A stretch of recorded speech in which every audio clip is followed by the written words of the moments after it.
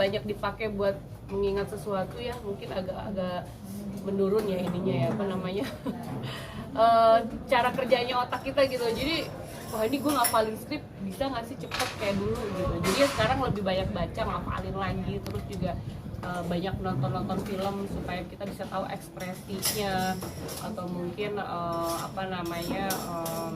pendalaman karakternya juga gitu. Jadi aku harus buat nih karakternya si Maya ini mau kayak apa sih gitu. Karena kan dari tim produksi kan, maksudnya dari sutradara udah kasih skrip, tapi tetap yang eksekusi itu dari kita sendiri untuk membentuk karakter ini mau jadi seperti apa. Nah, ada permintaan khusus nggak sih dari sutradara buat di film ini mungkin harus apa gitu, mungkin badan harus mungkin atau apa gitu? Enggak ya, karena di sini juga jadi ibu hamil gitu, jadi menurut aku ya ini gak apa-apa nggak sih mas, gue segini oke nggak, cukup nggak gitu. So far sih nggak apa-apa gitu, karena kan yang dilihat di sini kan sebenarnya juga lebih ke acting ya. Kalau bicara tentang pendalaman karakter nih kak, biasa pendalaman karakternya itu poinnya apa-apa aja yang memang harus dipersiapin dalam film ini tentunya? Ya pendalaman karakter sendiri ya, kalau aku lebih kita pasti kan ada pengenalan karakter dengan beberapa pemain, dengan sutradara sendiri, terus juga kita ada reading juga kan supaya kita tahu nih dari dialognya juga. Kemarin sempet kita udah ngebahas juga tentang kayak ada nggak sih dialog yang kira-kira lu nyaman nggak bawainnya gitu, dan kayak gini aja ya dibikin. Dan si Mas Bambang sendiri sangat fair banget menerima masukan, jadi kita gini sama-sama gitu. Jadi kayak bukan cuman kayak udah nih gue kasih skrip lu kerjain sendiri deh terserah lo, tapi kita lebih ke diskusi gitu, kira-kira ini kayak gini aja mas, enaknya sih gue begini gitu. Jadi lebih banyak diskusnya sih untuk karakternya sendiri. Dan untuk kalau aku sendiri ya pendalamannya ya sama seperti film-film yang lain ya, maksudnya aku harus memposisikan sebagai si Maya ini tuh seperti apa. Nah, ada protes dari anak kan sih, ibaratnya udah mulai kembali. Belum ngerti. Dia taunya kayak nanti mungkin pas aku mau jalan kali ya, nanti aku mau kerja segala macam. Dia juga kan sekolah, udah ada kegiatan, terus di rumahku juga nanti ada keluargaku juga datang. Jadi kayaknya oke lah ya, cuma 2 minggu. Ya gimana ya, passionku juga maksudnya selama aku masih dikasih kesempatan di entertain, terus masih ada potensi untuk bisa main film gitu kan. Jadi so far ya semoga baik-baik aja. Nggak diajak anak. Dan mungkin nanti ya pertengahan syuting mungkin beberapa hari aja di sana buat refreshing. Kalau nggak syuting sibukannya seperti apa sih Mbak? Aku kan ada beberapa bisnis klinik kecantikan, terus juga selain itu aku sih total sama anak ya. Jadi kalau aku pribadi, kalau memang aku pengen punya anak pada saat itu ya aku harus total di situ. Tapi ada waktunya memang aku bisa ninggalin dia.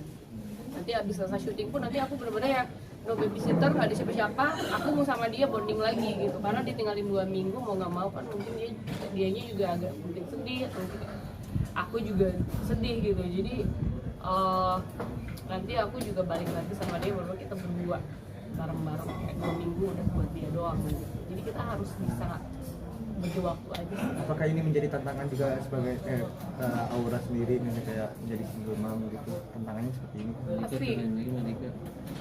Tahun lalu juga kan lumayan, alhamdulillah banyak banget beberapa tawaran ya dari series gitu, terus beberapa film yang ada satu film yang tayangnya juga di salah satu inilah gitu, maksudnya di Asia tuh ditayangin gitu. Itu juga aku kayak wow gimana ya, cuman mau nggak mau kan tahun lalu belum siap buat syuting, aku juga masih kecil gitu. Jadi ya mau nggak mau ya tantangannya adalah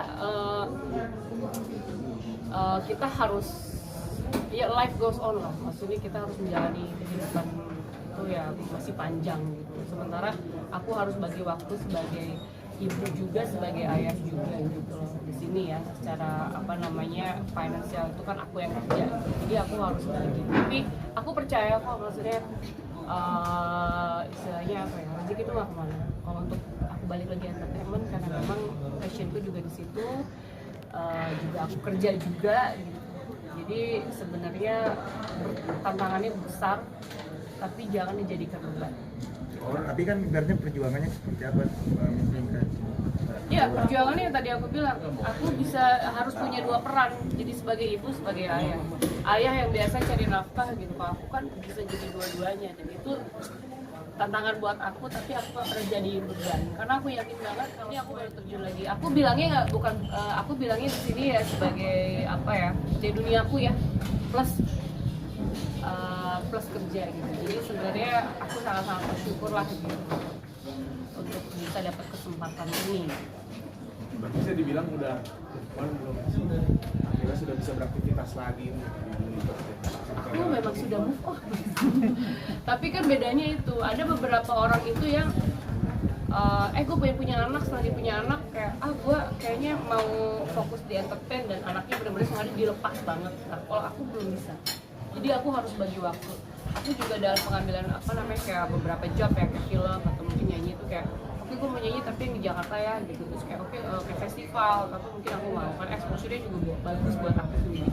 Terus untuk film juga aku lihatnya yang gak lama-lama dong please gitu. Dan memang paling pertama yang aku baca ya harus baca dulu dia punya sinopsis ya, bagus apa enggak gitu. Dan aku ambil ini karena bagus dan syutingnya juga sebentar 2 minggu gitu. Karena mereka juga ada expert lah ya, aku lihat wah ini 2 minggu doang nih juga ya expert gitu.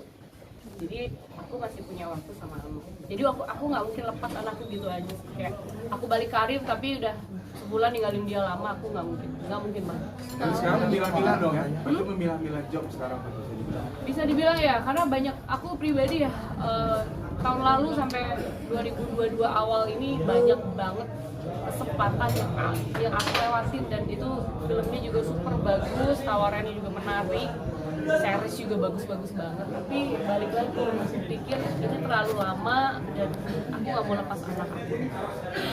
Ya, rezekinya di sini ya, jodohnya di film ini, aku bilang ya Bismillah aja.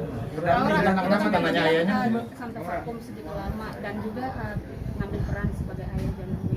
Ya. Itu emang ada ketakutan nggak sih, takut anak kekurangan kasih sayang? Jadi pengen benar-benar meluangkan semua waktu.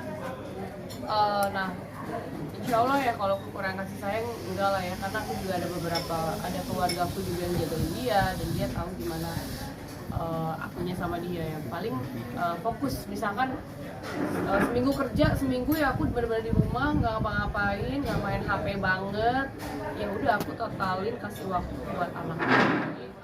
Tapi nggak ngerasa nggak dianggap gitu loh. Dia di mana? Tapi aku kasih penjelasannya nanti. Dan aku yakin dia pasti ngerti. Seperti apa tuh penjelasannya? Ya kita bilang aja nggak ada di Indonesia gitu, nggak ada di sini, nanti ketemu ya.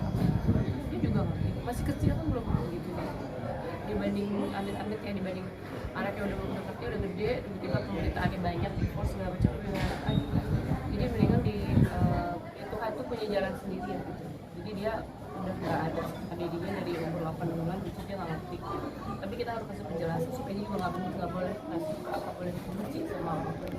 Berarti nggak ada komunikasi ya kayak? Nggak ada. Ingin mencari tahu gitu Mbak, enggak?